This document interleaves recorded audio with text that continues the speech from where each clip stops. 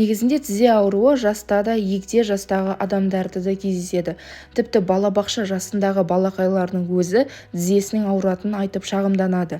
Ал үлкен әже апаларымыз тіземнің көзі ауырады деп қолын тізесінен алмай уқалап отыратынын байқаймыз. Неге тізе жиі ауырады?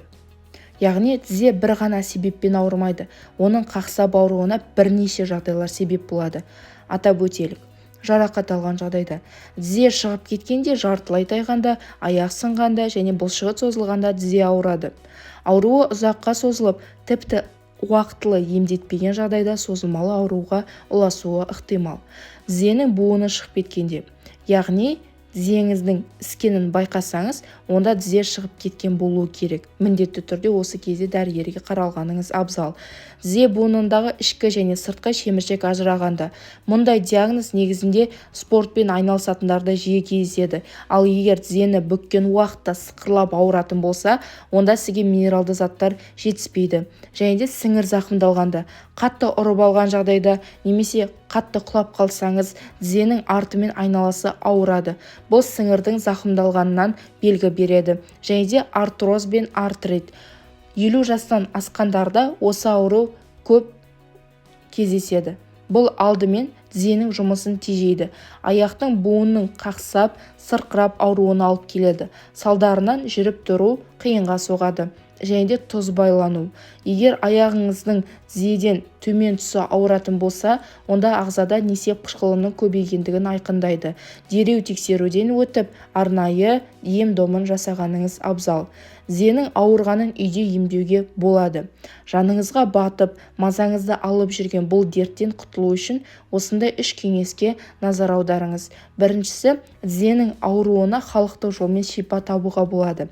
Ол үшін 3 ас қасық мейіз, 4 ас қасық желатин, 2 ас қасық асқабақ дәні, 200 мг бал, 4 ас қасық күнжіт, 8 ас қасық зығыр дәні қажет болады.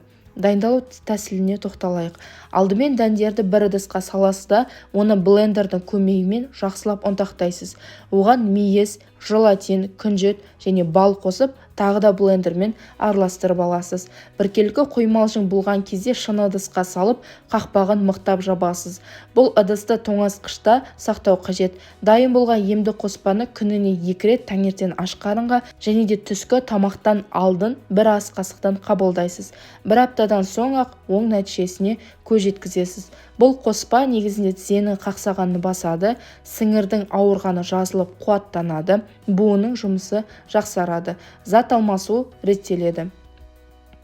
Екінші кеңес, фольга да өз кезегінде тізенің ауруына ем болатын қасиетке ие. Ол үшін түнде ұйқыға жатар алдында тізеңізді фольгамен орап алыңыз. Сыртынан жылы орап таңға дейін жатасыз. Осы әдісті ерінбей 3-4 күн жасайтын болсаңыз, тізенің ауырғаны басылатын болады. Үшінші әдіс. Егер тізеңіздің айналасы ісініп, ауыра бастайтын болса, сарымсақ майының